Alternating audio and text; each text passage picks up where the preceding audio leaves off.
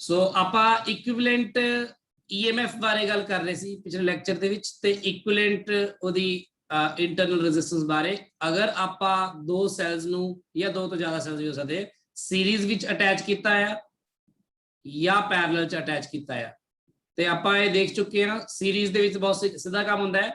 ਜਿਹੜਾ R equivalent ਸੀਗਾ ਉਹ ਕਿਹਦੇ ਬਰਾਬਰ ਸੀਗਾ, ਉਹ R1 + R2 ਜੇ ਦੋ ਸੈਲਸ ਹੋਣ ਤੇ E ਇਕੁਇਵਲੈਂਟ ਕਿਹਦੇ ਬਰਾਬਰ ਸੀਗਾ ਆਪਣਾ, it was E1 + E2 ਤੇ ਇੱਥੇ ਆਪਾਂ ਪੋਲੈਰਿਟੀ ਦਾ ਧਿਆਨ ਰੱਖਣਾ ਹੈ ਕਿ ਜੇ ਉਹ ਰਿਵਰਸ ਆਰਡਰ ਚ ਲੱਗਿਆ ਹੈ ਨਾ ਪੋਲੈਰਿਟੀ ਰਿਵਰਸ ਪੋਲੈਰਿਟੀ ਤਾਂ ਇਹ ਮਾਈਨਸ ਹੋ ਜਾਂਦੀ ਹੈ, ਤੁਹਾਨੂੰ ਪਤਾ ਹੈ ਕਲੀਅਰ ਹੈ ਨਾ।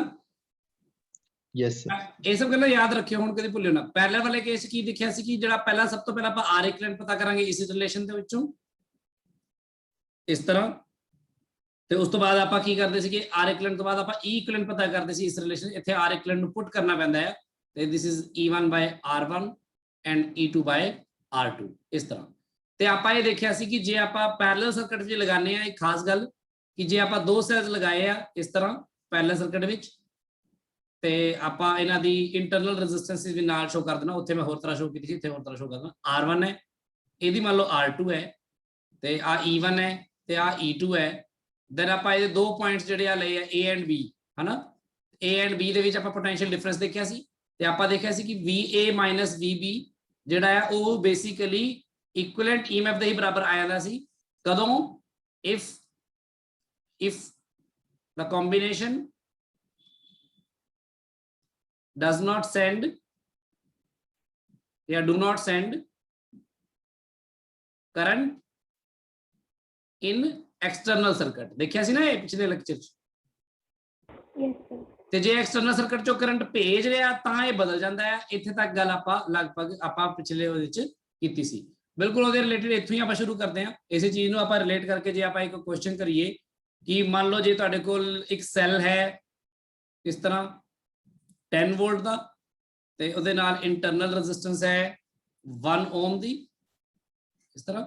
ਦੂਸਰਾ ਸੈੱਲ ਹੈ ਮੰਨ ਲਓ 5 ਵੋਲਟ ਦਾ ਤੇ ਇਹਦੇ ਨਾਲ ਇੰਟਰਨਲ ਰੈਜ਼ਿਸਟੈਂਸ ਹੈ 2 ਓਮਸ ਦੀ। तीसरा सेल है मान लो 20 ohms ਦਾ सॉरी 20 वोल्ट ਦਾ, ਇਹਦੇ ਨਾਲ ਇੰਟਰਨਲ ਰੈਜ਼ਿਸਟੈਂਸ ਹੈ 1 ohm ਦੀ। ਇਸ ਤਰ੍ਹਾਂ ਤਿੰਨ ਸੈੱਲ ਲੱਗੇ ਹੋਏ ਆਪਣੇ ਕੋਲ। ਮੰਨ ਲਓ ਆਪਾਂ ਤਿੰਨੋਂ ਸੈਲਸ ਇੱਥੇ ਇਸ ਤਰ੍ਹਾਂ ਸ਼ੋ ਕਰ ਦਿੰਦੇ, ਅਟੈਚ ਕਰਦੇ ਹਾਂ ਪੈਰਲਲ ਦੇ ਵਿੱਚ ਇਸ ਤਰ੍ਹਾਂ। ਆ ਆਏਗਾ ਮੰਨ ਲਓ ਪੁਆਇੰਟ A, ਆ ਆਏਗਾ ਪੁਆਇੰਟ B। ਤੇ ਹੁਣ ਤੁਹਾਨੂੰ ਕੁਐਸਚਨ ਦਿੱਤਾ ਗਿਆ ਫਾਈਂਡ VA - VB। ਸੋ ਤੁਸੀਂ ਆਪ ਸੋਚ ਕੇ ਦੇਖੋ। ਪਹਿਲੀ ਗੱਲ ਤਾਂ ਇਹਦੇ ਵਿੱਚ VA - VB ਇੱਥੇ ਕਿਹਦੇ ਬਰਾਬਰ ਆਊਗਾ? ਤੁਹਾਡੇ ਕੋਲ ਕਿਹੜੇ ਮੈਥਡਸ ਹੈਗੇ ਜਿਹਦੇ ਨਾਲ ਤੁਸੀਂ ਇਹ ਸੋਚ ਸਕਦੇ ਹੋ, ਕਰ ਸਕਦੇ ਹੋ? ਦੱਸੋ ਮੈਨੂੰ।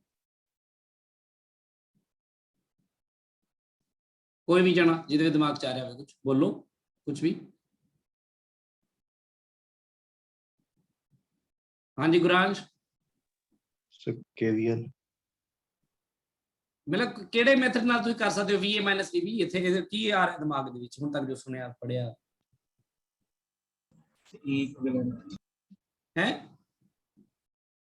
ਇਕੁਇਵਲੈਂਟ ਇੱਕ ਤਾਂ ਆ ਜਾਊਗਾ ਕਿਉਂਕਿ ਸਿੰਪਲ ਜੀ ਗੱਲ ਹੈ, ਤਿੰਨ ਬੈਟਰੀਆਂ ਹੈਗੀਆਂ ਨੇ ਤੇ ਤਿੰਨਾਂ ਵਿੱਚੋਂ ਐਕਸਟਰਨਲ ਸਰਕਟ 'ਚ ਕੋਈ A ਤੇ B ਵਿੱਚੋਂ ਕੋਈ ਜਾ ਰਿਹਾ ਦੇਖੋ ਬਾਹਰ ਕਰਨ? नहीं सर। ਨਹੀਂ ਜਾ ਰਿਹਾ ਨਾ, ਕਿਉਂਕਿ ਆਪਣੇ ਕੋਲ ਨੋ ਐਕਸਟਰਨਲ ਰੈਜ਼ਿਸਟਰ ਹੈਗਾ ਇਹਦੇ ਵਿੱਚ, ਕੋਈ ਐਕਸਟਰਨਲ ਰੈਜ਼ਿਸਟਰ ਹੈ ਹੀ ਨਹੀਂ। ਤੇ ਦੂਜੀ ਗੱਲ ਆਪ ਕਹਿ ਰਹੇ ਨੋ ਐਕਸਟਰਨਲ ਕਰੰਟ, ਯਾਨੀ ਆਪਾਂ ਕੋਈ ਕਰੰਟ ਡਰਾ ਨਹੀਂ ਕਰ ਰਹੇ। ਇਸ ਲਈ ਇੱਥੇ ਜਿਹੜਾ VA - VB ਆਏਗਾ ਉਹ ਡਾਇਰੈਕਟਲੀ ਤੁਸੀਂ ਕਹਿ ਸਕਦੇ ਹੋ ਕਿਹਦੇ ਬਰਾਬਰ ਆਏਗਾ? E ਇਕੁਇਵਲੈਂਟ ਦੇ ਬਰਾਬਰ ਆਏਗਾ। E ਇਕੁਇਵਲੈਂਟ ਬਰਾਬਰ ਇਹਦਾ ਮਤਲਬ ਫਿਰ ਆਪਾਂ ਇਕੁਇਵਲੈਂਟ ਪਤਾ ਕਰੀਏ। ਉਹਦੇ ਲਈ ਕੀ ਕਰੀਏ? ਸਭ ਤੋਂ ਪਹਿਲਾਂ ਆਪਾਂ R ਇਕੁਇਵਲੈਂਟ ਪਤਾ ਕਰ ਲਈਏ। R ਇਕੁਇਵਲੈਂਟ ਪਤਾ ਕਰ ਲਈ ਆਪਾਂ ਕਹਿ ਦਾਂਗੇ 1/R ਇਕੁਇਵਲੈਂਟ = 1/1 + 1/2 + 1/1। ਕਿੰਨਾ ਆ ਗਿਆ ਦੇਖੋ R ਇਕੁਇਵਲੈਂਟ ਇੱਥੋਂ? ਇਹ ਆ ਜਾਏਗਾ 2 + 1/2 5/2 2/5 ਆ ਗਿਆ। Yes sir. Yes sir. Yes sir. देखो 2/5 ohms आ गया R इक्विवेलेंट।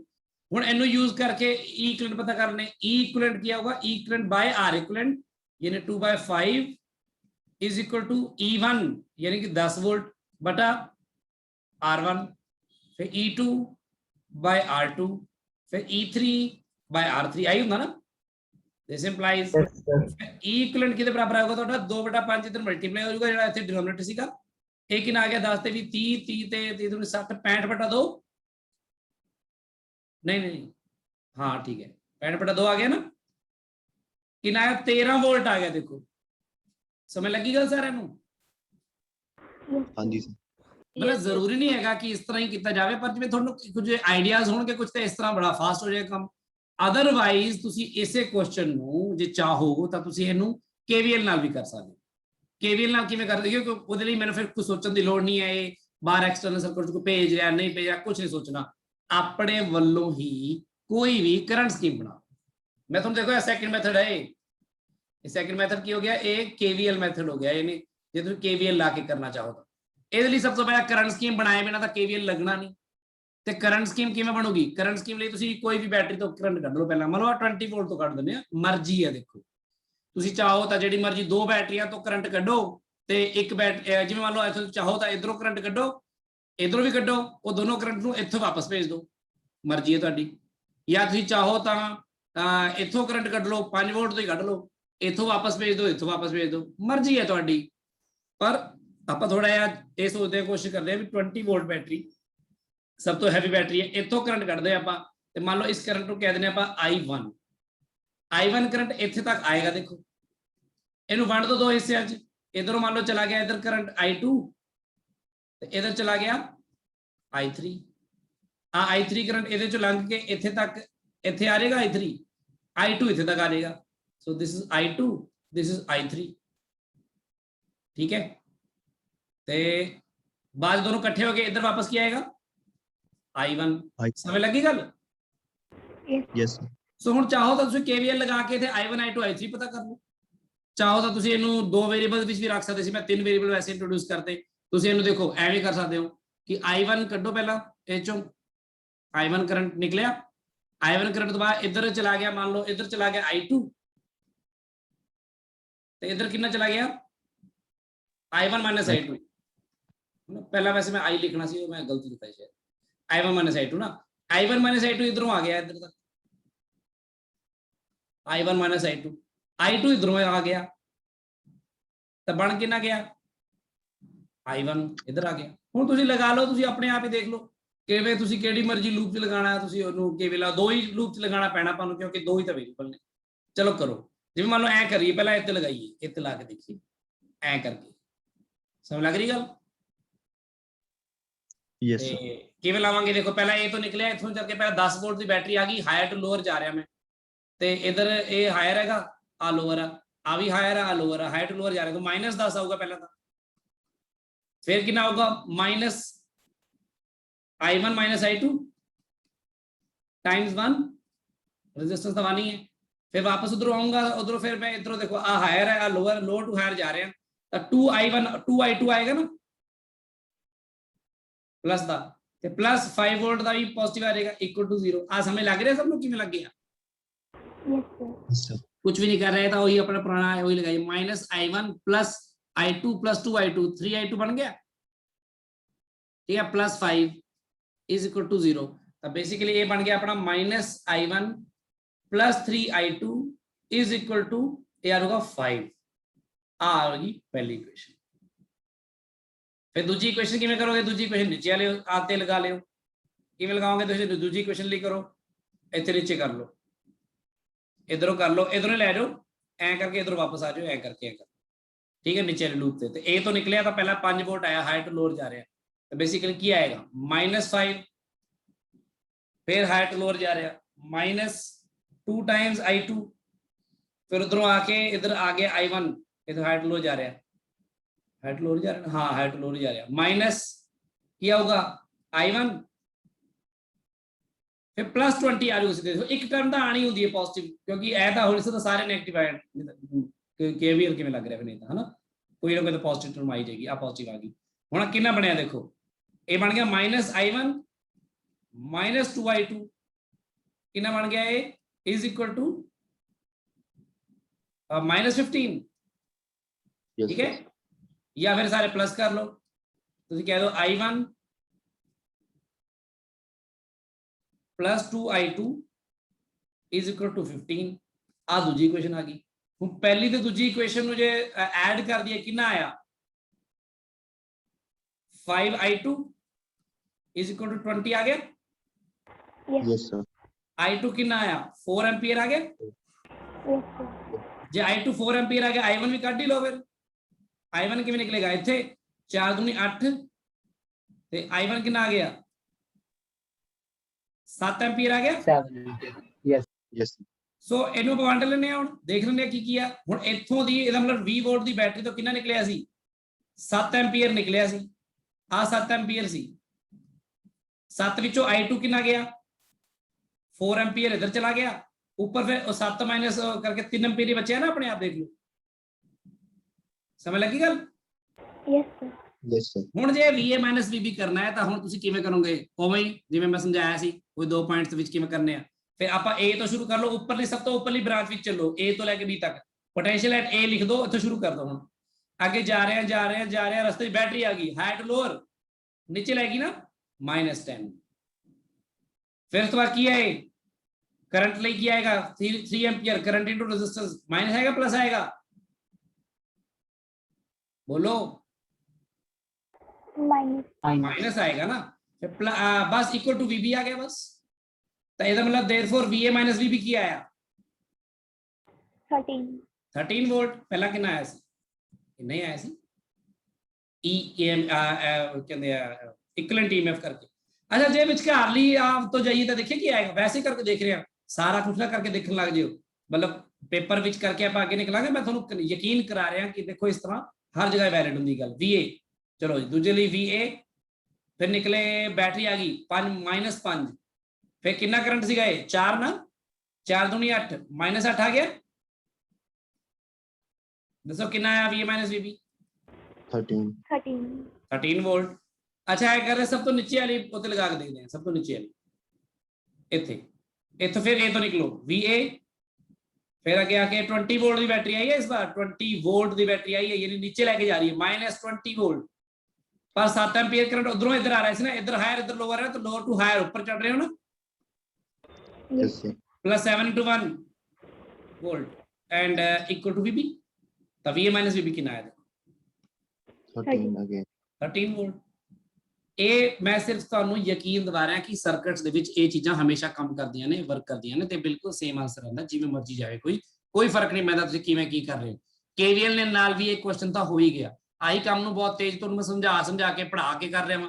ਤੁਸੀਂ ਫਾਸਟ ਲਗਾਉਣਾ ਸਿੱਖੋਗੇ ਪ੍ਰੈਕਟਿਸ ਹੋਏਗੀ ਤੁਹਾਡੀ ਤੁਸੀਂ ਬਹੁਤ ਤੇਜ਼ੀ ਨਾਲ ਕਰ ਲੋਗੇ।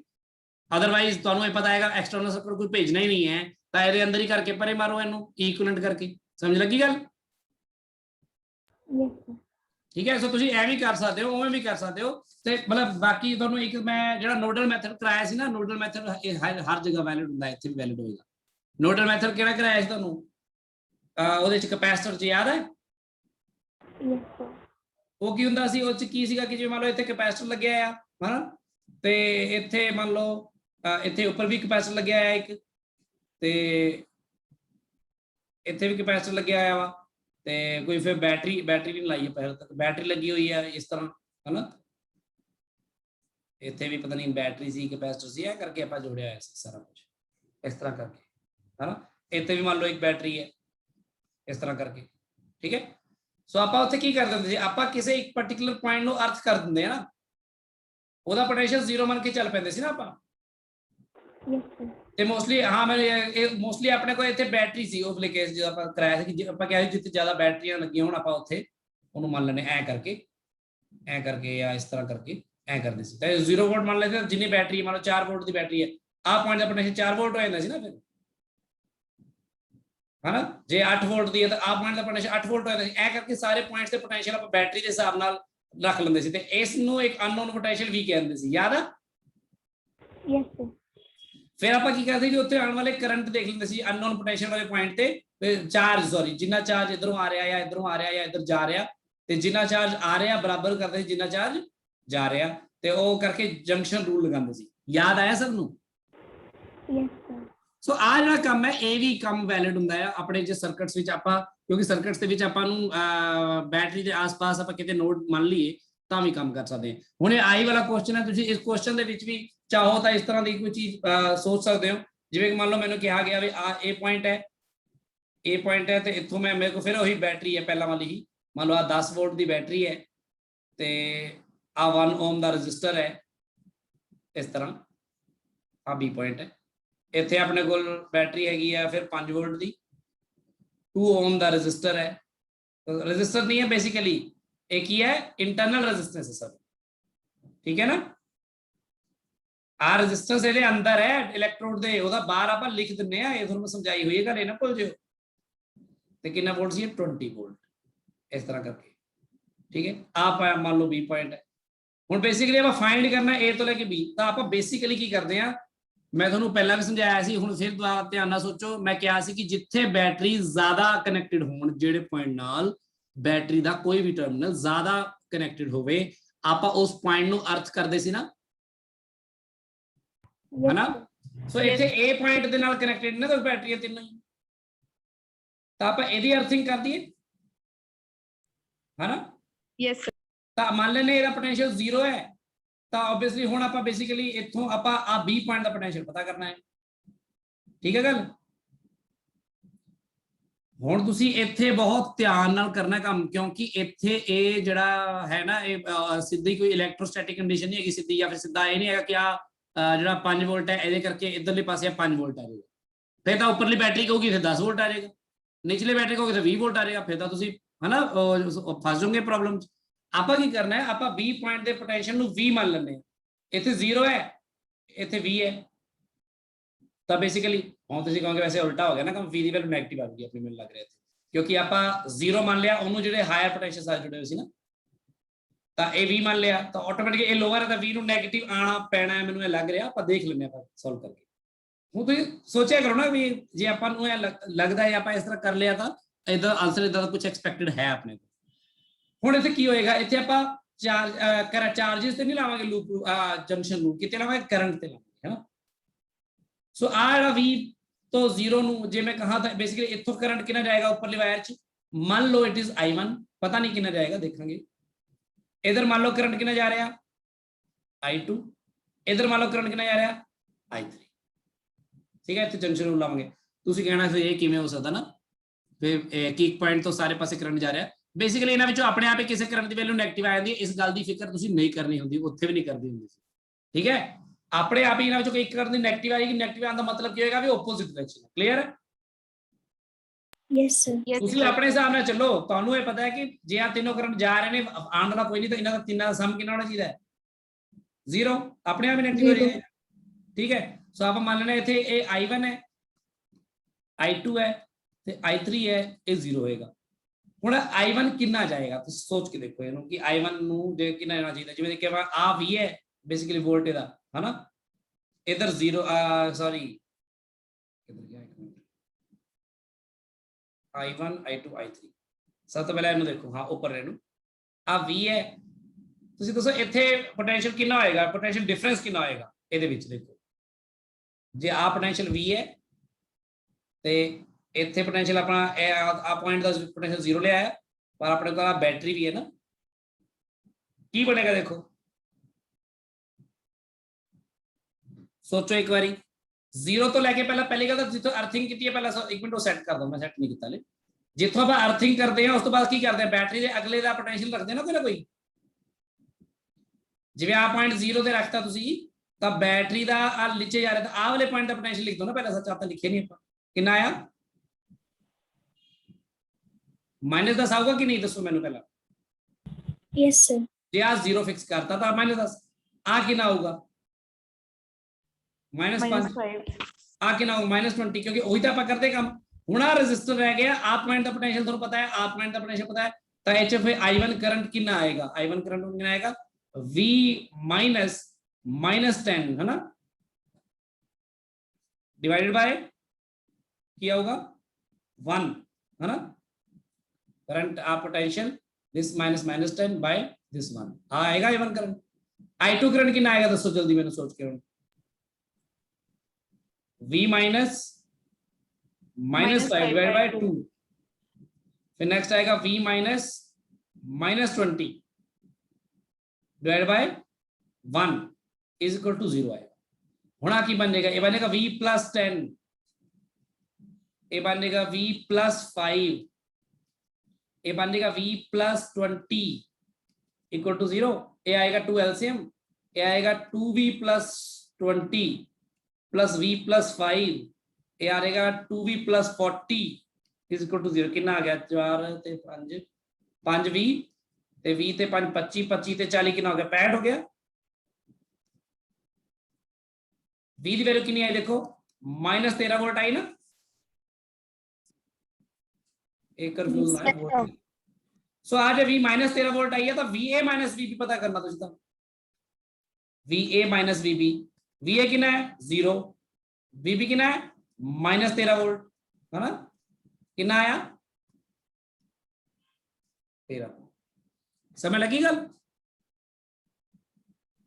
यस पर इस मैथड ਨੂੰ ਤੁਸੀਂ ਬਹੁਤ ਜ਼ਿਆਦਾ ਜਦੋਂ ਸਕਿਲਡ ਹੋ ਜਾਓਗੇ ਨਾ ਬਹੁਤ ਪ੍ਰੈਕਟਿਸ ਦੇ ਨਾਲ ਫਿਰ ਤੁਹਾਨੂੰ ਪਤਾ ਲੱਗ ਜਾਏਗਾ ਪਰ ਬੇਸਿਕਲੀ ਤੁਹਾਨੂੰ ਮੈਂ ਪ੍ਰੈਫਰ ਕਰੂੰਗਾ ਕਿ ਸਟਾਰਟਿੰਗ ਦੇ ਵਿੱਚ ਤੁਸੀਂ KVL ਤੇ ਪੂਰਾ ਆਪਣਾ ਪਕੜ ਬਣਾਓ ਤੇ ਦੂਸਰੀ ਗੱਲ ਆਪਣਾ ਇਕੁਇਵਲੈਂਟ EMFs ਪਤਾ ਕਰਨੇ ਸਿੱਖ ਲਓ ਸੋ ਦੈਟ ਤੁਹਾਨੂੰ ਪਰ ਇਹ ਕਿਉਂਕਿ ਆ ਵੀ ਇਕੁਇਵਲੈਂਟ EMF ਵਾਲਾ ਮੈਥਡ ਵੀ ਉਦੋਂ ਕੰਮ ਕਰੇਗਾ ਅਗਰ ਐਕਸਟਰਨਲ ਸਰਕਟ 'ਚ ਕੋਈ ਰੈਜ਼ਿਸਟੈਂਸ ਨਹੀਂ ਹੈ ਅਗਰ ਐਕਸਟਰਨਲ ਸਰਕਟ 'ਚ ਕੋਈ ਰੈਜ਼ਿਸਟੈਂਸ ਹੈ ਫਿਰ ਤਾਂ ਤੁਹਾਨੂੰ ਬਾਹਰ ਕਰੰਟ ਸਕੀਮ ਬਣਾ ਕੇ KVL ਦੇ ਥਰੂ ਜਾਣਾ ਚਾਹੀਦਾ ਹੈ ਆਬਵੀਅਸਲੀ ਜਾਣਾ ਹੀ ਪਏਗਾ ਸੋ ਆ ਇੱਕ ਬੜੀ ਇੰਪੋਰਟੈਂਟ ਗੱਲ ਹੈ ਇਹਦੇ ਨਾਲ ਰਿਲੇਟਡ ਸਮਝ ਲੱਗੀ ਗੱਲ Yes, sir. ਹੁਣ ਬੜੀ ਇੰਪੋਰਟੈਂਟ ਇਸ ਪੋਰਸ਼ਨ ਦਾ ਆਪਣੇ ਲਾਸਟ ਟੌਪਿਕ ਹੈ ਹੁਣ ਜੋ ਮੈਂ ਕਰਨ ਲੱਗਾ ਕਿਉਂਕਿ ਇਸ ਤੋਂ ਬਾਅਦ ਫਿਰ ਤੁਹਾਡੇ ਕੋਲ ਇਲੈਕਟ੍ਰੀਕਲ ਮੈਜ਼ਰਮੈਂਟਸ ਦਾ ਇੱਕ ਨਵਾਂ ਟੌਪਿਕ ਸ਼ੁਰੂ ਹੁੰਦਾ ਹੈ ਉਹਦੇ 'ਚ ਆਪਣੇ ਇੰਸਟਰੂਮੈਂਟਸ ਆਉਂਦੇ ਨੇ ਜਿਵੇਂ ਮੀਟਰ ਬ੍ਰਿਜ ਪੋਟੈਂਸ਼ੀਓਮੀਟਰ ਇਹ ਸਭ ਕਿਵੇਂ ਕੰਮ ਕਰਦੇ ਨੇ ਕਿਵੇਂ ਨਹੀਂ ਕਰਦੇ ਇਹਦੇ ਬਾਰੇ ਆਪਾਂ ਡਿਟੇਲ 'ਚ ਗੱਲ ਕਰਾਂਗੇ ਉਹ ਕਰਾਂਗੇ ਆਪਾਂ ਨੈਕਸਟ ਲੈਕਚਰ ਦੇ ਵਿੱਚ ਫਿਲਹਾਲ ਆਪਾਂ ਇੱਥੇ ਗੱਲ ਕਰਨ ਜਾ ਰਹੇ ਹਾਂ ਹੁਣ ਕੰਬੀਨੇਸ਼ਨ ਆਫ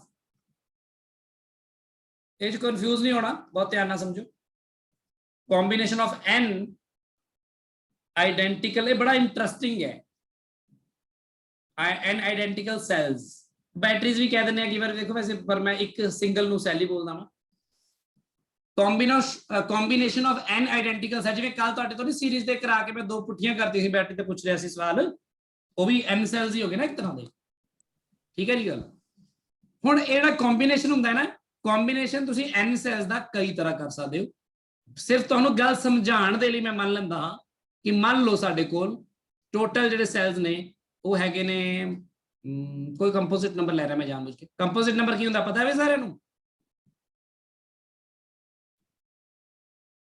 ਪਤਾ ਹੈ ਕੰਪੋਜ਼ਿਟ ਨੰਬਰ ਕੀ ਹੁੰਦਾ ਯੈਸ ਸਰ ਕੀ ਹੁੰਦਾ ਸਰ ਪ੍ਰਾਈਮ ਨੰਬਰ ਤੋਂ ਛੱਡ ਕੇ ਜਿਹੜੇ ਨੰਬਰ ਹੁੰਦੇ ਨੇ ਉਹ ਕਿਸੇ ਹੋਰ ਦੂਸਰੇ ਦੇ ਟੇਬਲ 'ਚ ਵੀ ਆਉਂਦੇ ਨੇ 1 ਕੀ ਹੈ ਫਿਰ ਸਰ 1 ਇਜ਼ ਕੋਈ ਪ੍ਰਾਈਮ ਨਹੀਂ ਹੈ ਨਾ ਕੰਪੋਜ਼ਿਟ ਹੈ ਹਾਂ ਚਲੋ ਠੀਕ ਸੋ ਦੇਖੋ ਜਿਵੇਂ ਮੈਂ ਮੰਨ ਲੈਣਾ ਮੇਰੇ ਕੋਲ 18 ਸੈਲਸ ਨੇ ਠੀਕ ਆ 18 ਸੈਲਸ ਨੇ ਮੇਰੇ ਕੋਲ ਤੇ 18 ਸੈਲ ਇਦਾਂ ਦੇ ਨੇ ਦੇਖੋ ਮੈਂ ਤੁਹਾਨੂੰ ਪਰਪਸ ਦੱਸ ਰਿਹਾ ਕਿ ਆਪਾਂ ਇਹ ਕਰ ਕਿਉਂ ਰਹੇ ਇਸ ਤਰ੍ਹਾਂ ਦੇ ਸੈਲਸ ਨੇ ਸਾਰਿਆਂ ਦੀ ਇੰਟਰਨਲ ਰੈਜ਼ਿਸਟੈਂਸ R ਹੈ ਸਾਰਿਆਂ ਦਾ EMF E ਹੈ ਇਸ ਤਰ੍ਹਾਂ ਦੇ ਮੇਰੇ ਕੋਲ ਕਿੰਨੇ ਸੈਲ ਨੇ 18 ਸੋ ਇਹਨਾਂ ਨੂੰ ਆਪਾਂ ਕਈ ਤਰ੍ਹਾਂ ਜੋੜ ਕੇ ਐਕਸਟਰਨਲ ਸਰਕਟ ਲਈ ਵਰਤ ਸਕਦੇ ਹਾਂ ਇੱਕ ਤਾਂ ਆਪਾਂ ਇਹ ਕਰ ਸਕਦੇ ਹਾਂ ਕਿ ਸਾਰੇ ਸੀਰੀਜ਼ ਚ ਲਗਾ ਦਈਏ ਇਸ ਤਰ੍ਹਾਂ ਕਰਕੇ ਆ ਇੱਕ ਸੈਲ ਲੱਗ ਗਿਆ ਨਾਲ ਹੀ ਆ ਦੂਜਾ ਸੈੱਲ ਲੱਗ ਗਿਆ ਨਾਲ ਹੀ ਆ ਤੀਜਾ ਸੈੱਲ ਲੱਗ ਗਿਆ ਹਨਾ ਇਸ ਤਰ੍ਹਾਂ ਕਰਦੇ ਸਾਰੇ 18 ਸੈੱਲ ਲਗਾ ਦਈਏ ਆਪਾਂ ਇੱਕ ਤਾਂ ਹੋ ਸਕਦਾ ਹੈ ਇਸ ਨੂੰ ਕਹਿੰਦੇ ਸੀਰੀਜ਼ ਦੇ ਵਿੱਚ ਸੈਲਸ ਨਾਲ ਲਗਾਉਣਾ ਸੀਰੀਜ਼ ਕੰਬੀਨੇਸ਼ਨ ਕਲੀਅਰ ਹੈ ਗੱਲ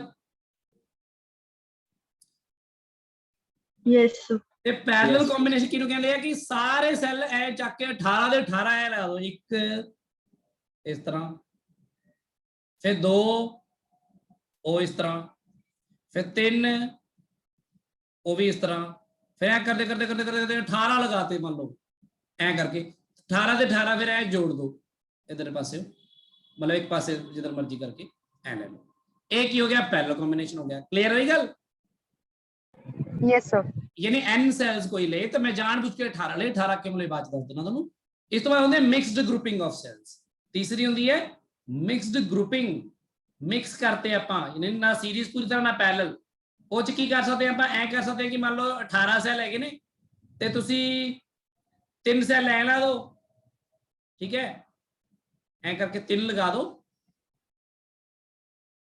ਤੇ ਇਸ ਤਰ੍ਹਾਂ ਹੀ ਫਿਰ 3 ਲਗਾ ਦੋ ਐ 3 ਇੱਧਰ ਲਗਾ ਦੋ ਫਿਰ 3 ਇੱਧਰ ਲਗਾ ਦੋ ਐ 3 ਕਰਕੇ ਕਿੰਨੀਆਂ ਰੋਜ਼ ਬਣਾਉਂਗੇ ਕਿੰਨੀਆਂ ਬਣਨਗੀਆਂ 6 ਨਾ 6 ਫਿਰ 3 4 5 6 ਉਹ 6 ਦੀ 6 ਫਿਰ ਐ ਇਕੱਠੀਆਂ ਕਰ ਦੋ समझ लग रही गल या फिर ऐ कर सकता कि 6 लगा देव भी इतने 6 सैल लगा देव फिर 6 सैल लगा देव फिर 6 सैल लगा देव तो फिर उस तो बाद सारे ऐ जोड़ देव 6 सीरीज लगा के भी 18 हो जाएंगे ना Yes, sir. ਸੋ ਇਸ ਤਰ੍ਹਾਂ ਆਪਾਂ ਮਿਕਸਡ ਗਰੁੱਪਿੰਗ ਵੀ ਤਾਂ ਕਰ ਸਕਦੇ ਹਾਂ।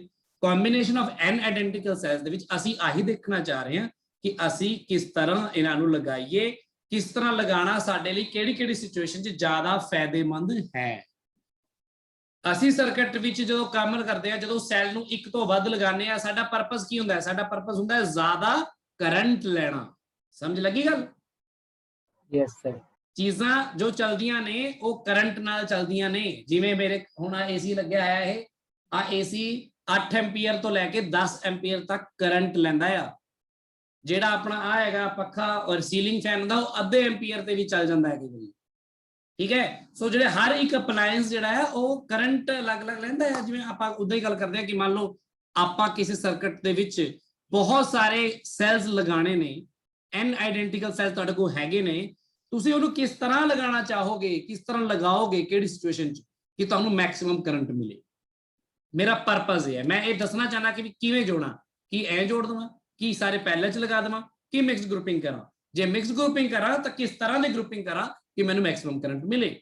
ਪਰਪਸ ਪਤਾ ਲੱਗ ਗਿਆ ਕੀ ਕਰਨ ਜਾ ਰਹੇ ਆਪਾਂ? Yes, sir. Yes, sir.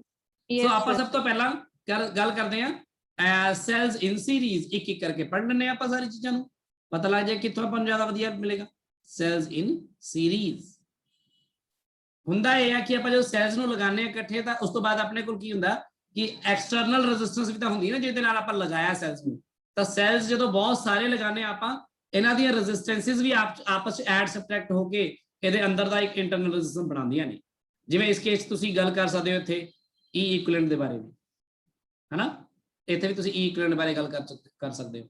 ਸੋ ਇਸ ਤਰ੍ਹਾਂ ਹੀ ਆਪਾਂ ਜਦ E ਇਕੁਇਵਲੈਂਟ ਬਾਰੇ ਗੱਲ ਕਰਦੇ ਹਾਂ ਤਾਂ R ਇਕੁਇਵਲੈਂਟ ਬਾਰੇ ਵੀ ਗੱਲ ਕਰਦੇ ਹਾਂ, ਤਾਂ ਬਾਹਰਲੀ ਜਿਹੜੀ ਰੈਜ਼ਿਸਟੈਂਸ ਹੁੰਦੀ ਹੈ, ਲੋਡ ਰੈਜ਼ਿਸਟੈਂਸ, ਜਿਹਦੇ ਨਾਲ ਤੁਸੀਂ ਇਹਨਾਂ ਨੂੰ ਲਗਾਉਣਾ ਹੁੰਦਾ ਹੈ, ਉਹਦੇ ਨਾਲ ਇਹਦਾ ਕੰਪੈਰੀਜ਼ਨ ਕਰਕੇ ਪਤਾ ਲੱਗਦਾ ਕਿ ਸਾਨੂੰ ਕਿਸ ਤਰ੍ਹਾਂ ਦੀ ਮਿਕਸ ਯਾਨੀ ਕੰਬੀਨੇਸ਼ਨ ਕਰਨੀ ਚਾਹੀਦੀ ਹੈ। ਸਭ ਤੋਂ ਪਹਿਲਾਂ ਸੈਲਸ ਇਨ ਸੀਰੀਜ਼ ਪੜ੍ਹਦੇ ਹਾਂ ਆਪਾਂ ਮੰਨ ਲੈਂਦੇ ਹਾਂ ਆਪਣੇ ਕੋਲ n ਸੈਲਸ ਹੈਗੇ ਨੇ, ਇਹ ਆਪਣੇ ਕੋਲ ਸੈਲਸ ਹੈਗੇ n, ਤੇ ਸਾਰੇ ਸੀਰੀਜ਼ 'ਚ ਲਗਾਣੇ, ਤੇ ਸਾਰੇ ਆਇਡੈਂਟੀਕਲ ਨੇ, ਤੇ ਸਾਰਿਆਂ ਦਾ EMF E ਹੈ, ਤੇ ਸਾਰਿਆਂ ਦਾ ਇੰਟਰਨਲ ਰੈਜ਼ਿਸਟੈਂਸ R ਹੈ। ਇਸ ਤਰ੍ਹਾਂ ਦੇ n ਸੈਲਸ ਲਗਾ ਦੋ ਬਸ। ਫਿਰ ਆ ਦੇਖੋ, ਆਪਾਂ ਮੰਨ ਲੈਂਦੇ ਕਿ ਆ ਫਿਰ ਆਪਣਾ ਪਹਿਲਾ ਸੈੱਲ ਹੈ, ਆ ਆਪਣਾ ਦੂਜਾ ਸੈੱਲ ਹੈ, ਆ ਆਪਣਾ ਤੀਜਾ ਸੈੱਲ ਹੈ। ਇਸ ਤਰ੍ਹਾਂ ਕਰਦੇ ਆਪਾਂ ਸਾਰੇ ਸੈੱਲ n ਸੈੱਲ ਲਗਾ ਦਿੱਤੇ ਇਸ ਤਰ੍ਹਾਂ। ਤੇ n ਸੈਲਸ ਨੂੰ ਲਗਾਣੇ ਆਪਾਂ 1 2 3 4, ਆ ਲਾਸਟ ਵਾਲਾ n ਹੈ, ਮੰਨ ਲਓ ਡੈਸ਼ ਪਾਤਾ ਮੈਂ ਬਸ। ਇਹਦਾ ਵੀ EMF E ਹੈ, ਇਹਦਾ ਵੀ E ਹੈ, ਇਹਦਾ ਵੀ E ਹੈ, ਤੇ ਇਹਦਾ ਵੀ E ਹੈ। ਤੇ ਆਪਾਂ ਬੇਸਿਕਲੀ ਇਹਨੂੰ ਲਗਾਉਣਾ ਆ ਇੱਕ ਐਕਸਟਰਨਲ ਰੈਜ਼ਿਸਟਰ ਦੇ ਨਾਲ।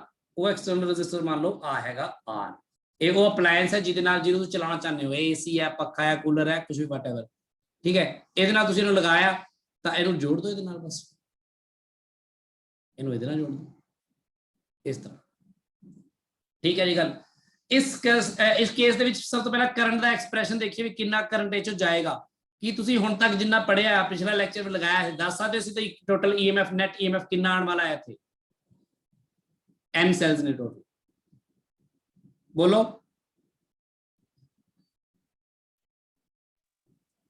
ਐਨੀ ਹੈ n ਆਏਗਾ ਨਾ, ਹਨਾ? ਹਾਂਜੀ ਕਰ ਚੁੱਕੇ ਹੋਏ, n ਆਏਗਾ ਬੇਸਿਕਲੀ। E ਇਕੁਇਵਲੈਂਟ ਆਏਗਾ NE, ਸਾਰੇ ਜੁੜ ਜਾਣਗੇ ਬਸ ਸਹੀ। ਜਿਵੇਂ ਆ 10 ਵੋਲਟ 10 10 20 10 30 ਤਾਂ ਐ ਕਰਕੇ ਐਡ ਹੋ ਜਾਏਗਾ। ਆਪਾਂ ਕੱਲ ਹੀ ਕੀਤਾ ਸੀਗਾ, NE ਆ ਗਿਆ E ਇਕੁਇਵਲੈਂਟ। ਤੇ ਜੇ ਤੁਸੀਂ ਇਹਦੇ ਵਿੱਚ R ਇਕੁਇਵਲੈਂਟ ਦੇਖਣਾ ਚਾਹੋ ਤਾਂ R ਇਕੁਇਵਲੈਂਟ ਵੀ ਤਾਂ ਕੱਢਣੀ ਆਉਂਦੀ ਹੈ ਨਾ। ਸਾਰੇ R ਜੁੜਨਗੇ, ਸਾਰੇ R ਕਿੰਨੇ? NR, ਯੈਸ, ਇਹ ਵੀ ਤੁਸੀਂ ਕਰ ਚੁੱਕੇ ਹੋ।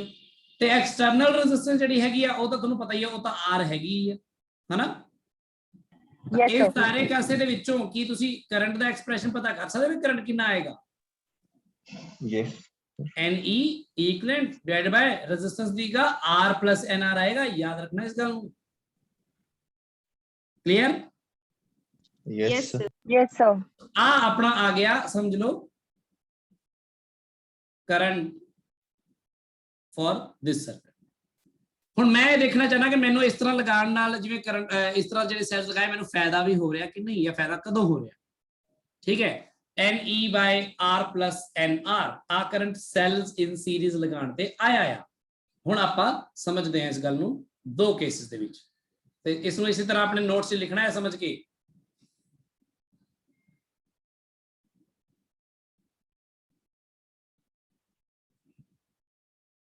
करंट की वैल्यू आ चुकी है, सेल सीरीज लगाए थे NE over R plus NR। दो केस ए हुंदे ने। कई बार की हुंदा है कि कई बार साडी जिहड़ी एक्सटर्नल रेजिस्टेंस है ना वो इंटरनल रेजिस्टेंस नालों काफी ज्यादा हुंदी है, यानी कि एक्सटर्नल रेजिस्टेंस जिहड़ी R लगाई है तुसी ना वो काफी ज्यादा हुंदी है इंटरनल रेजिस्टेंस तो। ते कई बार की हुंदा जिहड़ी तुहाडी एक्सटर्नल रेजिस्टेंस है ना वो इंटरनल रेजिस्टेंस तो काफी घट हुंदी है। ते जे R तो घट हुंदी समझ लो NR तो भी घट हुंदी है, यानी NR R की जगह तुसी NR भी यूज कर सकते हो इस जगह पे NR भी यूज कर सकते हो, क्योंकि फिर आप N जिवें मतलब 0.1 ओम होवे ते मतलब 10 सेल भी लगा दिए तो 1 ओम बनेगी ना, ते R मान लो थोड़ी होवे 100 ओम्स जे इस केस में गल करा, ठीक है ना। तो इस तरीके से R ते R का फर्क है, देखो या तो एक्सटर्नल रेजिस्टेंस इंटरनल नालों बहुत ज्यादा हो जाएगी या इंटरनल जिहड़ी है सेल दी वो एक्सटर्नल नालों बहुत ज्यादा हो जाएगी, दो ही केस बनणगे। हुण तुसीं ये देख के देखो कि जे एक्सटर्नल रेजिस्टेंस इंटरनल नालों ज्यादा हो गई बहुत ज्यादा तो तुसीं इहनूं इग्नोर कर सकते हो NR नूं नीचे, Yes, तो करंट कितना आएगा N times E by R only, ठीक है जी गल clear. Yes, Yes, sir. sir. हुण जे तुसीं एक सेल लगाओ, कल्ला एक सेल लगाओ, देखो एक सेल लगाओ बस, आ मानो इंटरनल रेजिस्टेंस है, आ EMF है, एक सेल नूं तुसीं ऐसे एक्सटर्नल रेजिस्टेंस दे अक्रॉस लगाओ जिहदे अक्रॉस तुसीं पूरा वो लगाया, आ मान लो R है। एक सेल दे करके भी तुसीं करंट दा एक्सप्रेशन फाइंड कर सकते हो। एक सेल दे करके करंट दा एक्सप्रेशन क्या आएगा इत्थे सोचो, एक सेल दे करके क्या आएगा I = E over R R plus R आएगा। yes sir ते जिहड़ा R है क्योंकि R बहुत बड़ा है तो बेसिकली कितना आ जाएगा फिर E ओवर R नहीं आ जाएगा कल्ला। yes sir ਇਹ ਹੈਗੀ ਹੈ ਗੱਲ वन ਸੈਲ ਦੀ, ਇੱਕ ਸੈਲ ਦੇ ਕਰਕੇ ਜੋ ਕਰੰਟ ਆਏਗਾ ਇਸ ਕੇਸ ਦੇ ਵਿੱਚ, ਕਲੀਅਰ ਹੈ ਗੱਲ ਸਭ ਨੂੰ। yes sir ਤਾਂ ਤੁਹਾਡੇ ਕੋਲ ਜਿਹੜਾ ਕਰੰਟ ਆ ਰਿਹਾ ਇਸ ਕੇਸ ਵਿੱਚ ਜਦੋਂ ਆਪਾਂ NR ਨੂੰ ਇਗਨੋਰ ਕਰ ਦਿੰਨੇ ਆ ਤਾਂ basically it is sometimes N Times E over R ਨਾ, and E over Yes, sir. R की है N times current due to single cell, current due to या one cell, समझ लगी गल। yes sir Yes, sir. यानी कि अगर तुसी N सेल्स लेके सीरीज ते लगाओगे, अगर तुम्हारी एक्सटर्नल रेजिस्टेंस बहुत ज्यादा है इंटरनल बहुत घट है तो सेल्स नू सीरीज लगाने का फायदा है, क्योंकि तुहानू फिर जिहड़ा करंट मिलेगा वो N times current due to single cell मिलेगा। यानी जो सिंगल सेल तो तुहानू 2 एम्पीयर करंट मिल रहा सी, 5 सेल तो फिर 10 एम्पीयर मिलेगा, 10 सेल तो फिर 20 एम्पीयर मिलेगा, 40 सेल तो फिर 80 एम्पीयर मिलेगा, यानी करंट तुहाडा N नाल गुणा हो जाता है। समझ लगी गल सबनू? Yes, Sir, sir. हाँ जी बोलो गुरांश। अगर n ਦੀ ਵੈਲਿਊ ਕਾਫੀ ਜ਼ਿਆਦਾ ਹੀ ਹੋਵੇ ਫਿਰ ਤੋਂ ਨਾ R ਇਗਨੋਰ ਕਰ ਸਕਦੇ ਆਪਾਂ। नहीं मतलब आप इस कंपैरिजन ਦੇ ਵਿੱਚ एक गल वैलिड ही होता है जो R ਦੀ वैल्यू मान ला हो गई 1 मेगा ओम, मान ला R फॉर एग्जांपल मैं लिख देना 1 मेगा ओम, ऐसे भी आले केसेस ਦੀ ਗੱਲ कर रहे हैं अपन, ਤੇ R ਦੀ वैल्यू होगी मान ला 0.2 ओम्स, किन्ने क सेल ला लांगे अपन, ठीक है yes sir क्लियर। ਉਹ ਵਾਲੇ ਕੇਸਿਸ ਨੇ ਜਦੋਂ ਬਹੁਤ ਜ਼ਿਆਦਾ ਫਰਕ ਹੈ ਉਹਨਾਂ ਵਿੱਚ, ਯਾਨੀ n ਦੀ ਸੈਲ ਤੁਹਾਡੇ ਕੋਲ 20 25 30 40 50 60 100 ਇੰਨੇ ਕੀ ਹੋ ਸਕਦੇ ਨੇ, ਉਹਦੇ ਉੱਪਰ ਗੱਲ ਕਰ ਰਹੇ ਹਾਂ। ਸੋ ਇਹਦੀ ਯਾਨੀ ਇਹ ਲਿਮਿਟੇਸ਼ਨ ਹੈ ਇਹਦੀ, ਕਿਉਂਕਿ ਆਪਾਂ ਜੇ ਆਪਾਂ ਕੁਝ ਚੀਜ਼ਾਂ ਨੂੰ ਐਸਟੀਮੇਟ ਕਰ ਰਹੇ ਹਾਂ ਇਗਨੋਰ ਕਰ ਰਹੇ ਹਾਂ ਯਾਨੀ ਹੈ ਨਾ, ਤਾਂ ਇਹਦਾ ਮਤਲਬ ਕਿ ਆਪਾਂ ਐਸਟੀਮੇਟ ਕਰ ਰਹੇ ਹਾਂ, ਅੰਦਾਜ਼ਾ ਲਗਾ ਰਹੇ ਹਾਂ ਕਿ ਜੇ ਐਕਸਟਰਨਲ ਰੈਜ਼ਿਸਟੈਂਸ ਜ਼ਿਆਦਾ ਹੈ ਨਾ ਤਾਂ ਤੁਹਾਨੂੰ ਸੈੱਲ ਨੂੰ ਸੀਰੀਜ਼ ਚਲਾਉਣ ਦਾ ਫਾਇਦਾ ਆ। ਅੱਛਾ ਇੱਧਰ ਦੇਖ ਲਈਏ ਜੇ ਐਕਸਟਰਨਲ ਰੈਜ਼ਿਸਟੈਂਸ ਘੱਟ ਹੋਇਆ ਤਾਂ I ਦੀ ਵੈਲਿਊ ਕੀ ਆਏਗੀ ਤੁਹਾਡੀ। अच्छा पहली गल तो जे एक्सटर्नल रेजिस्टेंस घट होया तो वन सेल वाला हिसाब किताब इत्थे भी तो देखिए, फिर वन सेल दे करके करंट दी वैल्यू तो फिर बिल्कुल वही आएगी ना हले जो पीछे लिखी आपां इधर। Yes, ते sir. जे तुहाडा R बहुत छोटा है, स्मॉल R बहुत बड़ा है, तो बेसिकली इत्थे कैपिटल R नु इग्नोर करके करंट नु नियरली ऐसे लिख सकते हैं वन सेल दे करके E बाय small r ਤੇ ਫਿਰ ਇੱਥੇ ਜਿਹੜਾ I ਨੂੰ ਲਿਖਾਂਗੇ ਇੱਥੇ ਵੀ R ਬਹੁਤ ਛੋਟਾ ਆ ਤਾਂ ਕੈਪੀਟਲ R ਤਾਂ ਬੇਸਿਕਲੀ ਇਹ ਬਣ ਜਾਏਗਾ NE ਓਵਰ NR ਨਾ, yes sir ਆ ਕੱਟਿਆ ਗਿਆ ਇਹ ਆਏਗਾ E ਓਵਰ R ਤੇ ਆ ਕੀ ਆ, it is the current due to one cell, one cell, single cell. one cell. So basically ਇਸ ਕੇਸ ਦੇ ਵਿੱਚ ਜੇ ਤੁਸੀਂ ਸੀਰੀਜ਼ ਚ ਕਰੰਟ ਨੂੰ ਲਗਾਇਆ ਤਾਂ ਕਰੰਟ ਸਾਨੂੰ n ਟਾਈਮਸ ਮਿਲਿਆ, ਪਰ ਅਗਰ ਇਸ ਤਰ੍ਹਾਂ ਦਾ ਕੇਸ ਹੋਇਆ ਤਾਂ ਕਰੰਟ ਸਾਨੂੰ ਸਿੰਗਲ ਸੈਲ ਬਰਾਬਰ ਹੀ ਮਿਲਿਆ। ਯਾਨੀ ਕਿ ਸੈਲਸ ਦੇ ਵਿੱਚ ਅਗਰ ਸੈਲਸ ਦੀ ਇੰਟਰਨਲ ਰੈਜ਼ਿਸਟੈਂਸ ਬਹੁਤ ਜ਼ਿਆਦਾ ਹੈ ਤਾਂ ਉਹਨਾਂ ਨੂੰ ਸੀਰੀਜ਼ ਚ ਲਗਾਉਣ ਦੇ ਨਾਲ ਤੁਹਾਨੂੰ ਫਾਇਦਾ ਨਹੀਂ ਹੁੰਦਾ ਕੋਈ, ਫਿਰ ਉਹਦੇ ਨਾਲ ਤਾਂ ਫਿਰ ਤੁਸੀਂ ਇੱਕ ਸੈਲ ਹੀ ਲਗਾ ਲਓ। ਹੁਣ ਹੋਇਆ ਕੀ ਆ, ਇੱਕ ਵਾਰ ਆਪਾਂ ਪ੍ਰੋਪਰਲੀ ਦੇਖ ਲੈਂਦੇ ਆ। ਹੋਇਆ ਇਹ ਹੈ ਕਿ ਦੇਖੋ ਇੱਥੇ ਜਿਹੜੀ ਗੱਲ ਮੈਂ ਲਿਖ ਰਿਹਾ, ਮੈਂ ਕੰਧ ਨਹੀਂ ਪਾਣਾ ਚਾਹੁੰਦਾ ਇਸ ਪੇਜ ਤੇ, ਚਲੋ ਜੇ ਤੁਹਾਡੀ ਇੰਟਰਨਲ ਰੈਜ਼ਿਸਟੈਂਸ ਬਹੁਤ ਜ਼ਿਆਦਾ ਹੈ ਨਾ R ਦੇ ਨਾਲੋਂ, ਤਾਂ ਜਦੋਂ ਤੁਸੀਂ ਇਹਨੂੰ ਸੀਰੀਜ਼ 'ਚ ਲਗਾਓਗੇ ਇਸ ਤਰ੍ਹਾਂ, ਤਾਂ ਇੰਟਰਨਲ ਰੈਜ਼ਿਸਟੈਂਸ ਬਹੁਤ ਜ਼ਿਆਦਾ ਹੋਣ ਦੇ ਕਰਕੇ ਜਿੰਨਾ ਤਾਂ ਵੋਲਟੇਜ ਵਧਾਏਗੀ ਉਹ, ਉਸ ਤੋਂ ਜ਼ਿਆਦਾ ਤਾਂ ਉਹਨੇ R ਵਧਾ ਦੇਣੀ ਹੈ ਕਿ ਨਹੀਂ? Yes sir. ਕਰੰਟ ਵਧਣਾ ਹੀ ਨਹੀਂ, ਫਿਰ ਫਾਇਦਾ ਕੀ ਲਗਾਉਣ ਦਾ? ਹੁਣ ਪਤਾ ਲੱਗੀ ਗੱਲ? ਜੇ ਤੁਹਾਡੀ R ਛੋਟੀ ਹੈ ਬਹੁਤ R ਨਾਲੋਂ, ਫੇਰ ਲਗਾਓ ਇਸ ਤਰ੍ਹਾਂ, ਕਿਉਂਕਿ ਫਿਰ R ਸੀਰੀਜ਼ ਚ ਲੱਗ ਕੇ R ਜੁੜ ਕੇ ਉਹ ਫਿਰ ਵੀ ਮਤਲਬ ਬਹੁਤ ਛੋਟੀ ਰਹੇਗੀ ਤੇ E ਜੁੜ ਕੇ EMF ਵਧਾ ਦੇਗਾ, ਜਿਹਦੇ ਨਾਲ ਕਰੰਟ ਵੱਧ ਜਾਏਗਾ ਐਂਡ ਟਾਈਮ। ਕਲੀਅਰ ਹੈ ਗੱਲ? ਹੁਣ ਪਤਾ ਲੱਗੀ ਗੱਲ? ਸੋ ਆਹ ਗੱਲ ਨੂੰ ਧਿਆਨ ਚ ਰੱਖਣਾ ਹੈ ਕਿ ਅਸੀਂ ਕਦੋਂ ਇਸ ਤਰ੍ਹਾਂ ਲਗਾਈਏ ਸੀਰੀਜ਼। ਹੁਣ ਆਪਾਂ ਗੱਲ ਕਰਦੇ ਹਾਂ ਪੈਰਲਲ ਦੀ, ਕਿ ਜੇ ਮੰਨ ਲਓ n ਸੈਲਸ ਦੀ ਜਗ੍ਹਾ ਹੁਣ m ਸੈਲਸ ਲੈ ਲਓ, ਮੈਂ ਜਾਣਬੁੱਝ ਕੇ m ਲੈ ਰਿਹਾ, ਬਾਅਦ ਚ ਮੈਂ ਇਸ ਚੀਜ਼ ਨੂੰ ਇਕੱਠਾ ਕਰ ਲੂੰਗਾ ਇਨ ਪੈਰਲਲ। n ਜਾਂ m ਨਾਲ ਕੋਈ ਫਰਕ ਤਾਂ ਕੋਈ ਪੈਂਦਾ ਨਹੀਂ ਹੈ, ਤੁਹਾਨੂੰ ਪਤਾ ਹੀ ਹੈ। m ਸੈਲਸ ਇਨ ਪੈਰਲਲ, ਯਾਨੀ ਕਿ ਹੁਣ ਮੈਂ ਇੱਕ ਸੈੱਲ ਆ ਲੈ ਲਵਾਂ ਇਸ ਤਰ੍ਹਾਂ, ਆ r ਹੈ ਤੇ ਆ e ਹੈ, ਆ ਤਾਂ ਸਾਰੀ ਗੱਲਾਂ ਪਹਿਲਾਂ ਵਾਲੀਆਂ ਹੀ ਨੇ। ਫਿਰ ਦੂਜਾ ਸੈੱਲ ਇਸ ਤਰ੍ਹਾਂ ਹੀ e ਹੈ, ਇਹ r ਹੈ। ਫਿਰ ਤੀਜਾ ਸੈੱਲ ਇਸ ਤਰ੍ਹਾਂ ਹੀ, ਆ e ਹੈ, ਇਹ R है। इस तरह करते करते करते करते करते करते M सेल्स लगाते में, सो आप डैश डैश करके इन्हें छड़ देने ऐ करके आ सेल है, EMF ते आ रेजिस्टेंस, आप इन्हां सारिਆਂ ਨੂੰ ਇਕੱਠਾ ਕਰ ਦਿੰਨੇ ਆ ਇੱਕ ਜਗ੍ਹਾ ਤੇ, ਹੋਰ ਬਹੁਤ ਸਾਰੇ ਹੋਣਗੇ ਵਿੱਚੋਂ ਐ ਕਰਕੇ, ਤੇ ਇਸ ਤਰ੍ਹਾਂ ਇੱਧਰ ਵੀ।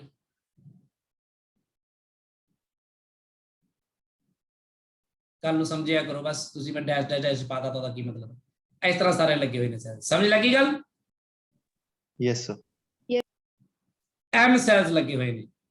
ਹੁਣ M ਸੈਲ ਲੱਗੇ, ਇਹਦੇ ਨਾਲ ਬੇਸਿਕਲੀ ਅਸੀਂ ਚਾਹੁੰਦੇ ਕੀ ਆ, ਅਸੀਂ ਬਾਹਰਲੇ ਸਰਕਟ 'ਚ ਲੈਣਾ ਚਾਹੁੰਦੇ ਆ, ਐਕਸਟਰਨਲ ਰੈਜ਼ਿਸਟੈਂਸ ਨੂੰ ਦੇਣਾ ਚਾਹੁੰਦੇ ਆ ਕਰੰਟ, ਆ ਐਕਸਟਰਨਲ ਰੈਜ਼ਿਸਟੈਂਸ ਹੈ, ਠੀਕ ਹੈ R। ਹੁਣ ਇੱਥੇ ਕਰੰਟ ਦੀ ਵੈਲਿਊ ਫਾਈਂਡ ਕਰਨੀ ਹੈ।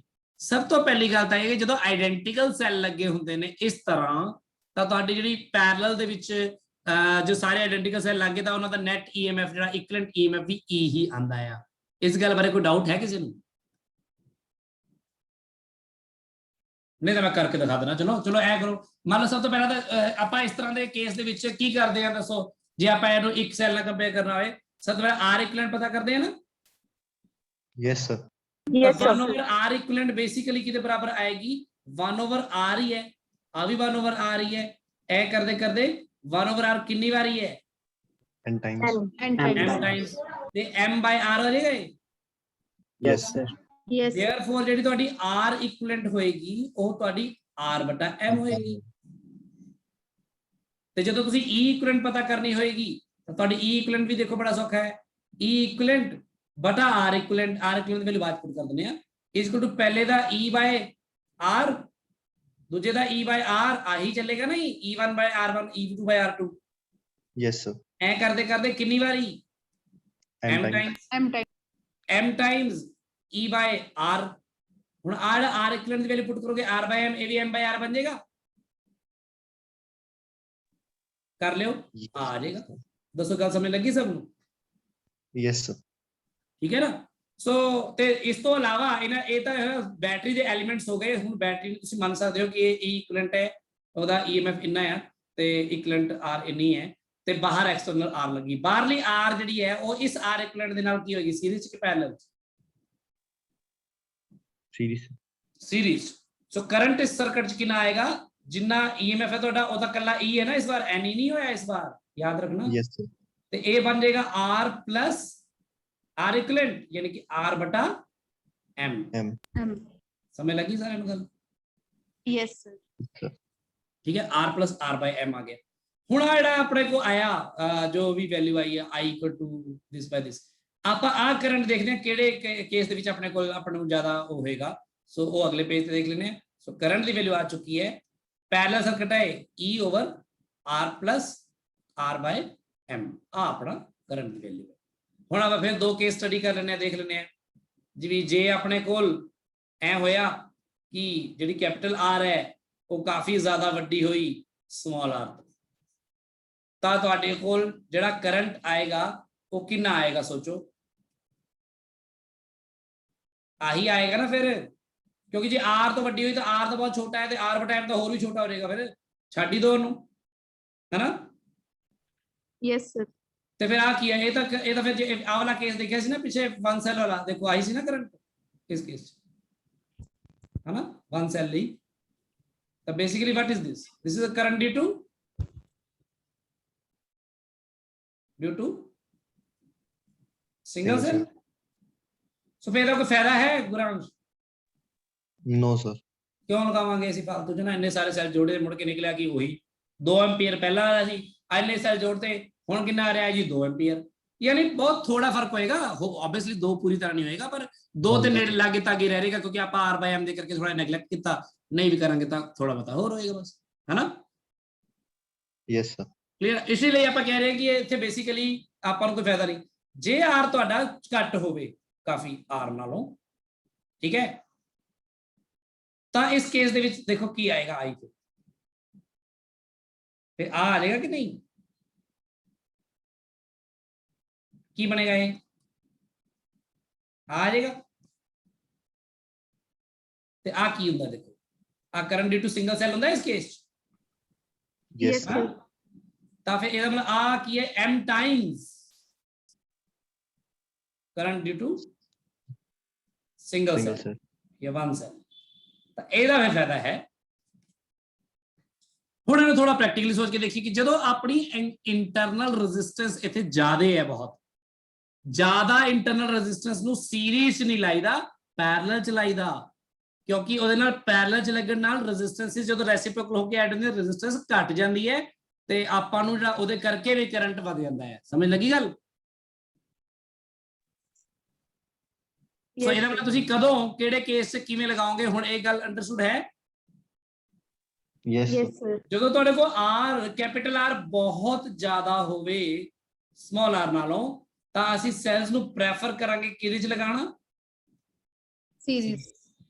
ਜੇ ਤੁਹਾਡੇ ਕੋਲ r ਘੱਟ ਹੋਵੇ ਪਰ ਇੰਟਰਨਲ ਰੈਜ਼ਿਸਟੈਂਸ ਜ਼ਿਆਦਾ ਹੋਵੇ ਸੈਲ ਦੀ, ਤਾਂ ਅਸੀਂ ਪ੍ਰੈਫਰ ਕਰਾਂਗੇ ਪੈਰਲਲ 'ਚ ਲਗਾਉਣਾ। पैरेलल। ਸੋ ਸਿੱਧਾ ਜਿਹਾ ਮਾਮਲਾ ਇਹੀ ਹੈ ਕਿ ਆਪਾਂ ਜਦੋਂ ਇੰਟਰਨਲ ਰੈਜ਼ਿਸਟੈਂਸ ਘੱਟ ਹੋਵੇ ਤਾਂ ਸੀਰੀਜ਼ 'ਚ ਲਗਾ ਕੇ ਸਰਦਾ ਆ, ਜੇ ਇੰਟਰਨਲ ਰੈਜ਼ਿਸਟੈਂਸ ਜ਼ਿਆਦਾ ਹੋਵੇ ਆਪਾਂ ਪੈਰਲਲ 'ਚ ਲਗਾਉਂਦੇ ਤਾਂ ਕਿ ਇਹਦਾ ਅਸਰ ਘਟ ਜਾਵੇ ਜਿਹੜੀ ਬਹੁਤ ਜ਼ਿਆਦਾ ਆ, ਹਨਾ। ਤਾਂ ਇਹ ਯਾਦ ਰਹੂਗਾ ਹੁਣ ਸਭ ਨੂੰ, ਇਹਨੂੰ ਯਾਦ ਰੱਖਣਾ ਦਿਮਾਗ 'ਚ, यस सर। ਇੰਟਰਨਲ ਜ਼ਿਆਦਾ ਹੈ ਕਿ ਇੰਟਰਨਲ ਜ਼ਿਆਦਾ ਹੈ ਜਾਂ ਕੀ ਹੈ। ਹੁਣ ਕੀ ਹੁੰਦਾ ਆ ਕੇਸ 3, ਅੱਛਾ ਕੇਸਿਸ ਸੀਗੇ, ਇਹਨੂੰ ਕੇਸ ਮੰਨ ਲਓ ਕਿ ਆ ਇਹਨੂੰ ਸੈਲਸ ਇਨ ਸੀਰੀਜ਼ ਨੂੰ ਕੇਸ 1 ਕਹਿ ਲਓ, ਠੀਕ ਹੈ, ਤੇ ਸੈਲਸ ਇਨ ਪੈਰਲਲ ਨੂੰ ਕੇਸ 2 ਕਹਿ ਲਓ।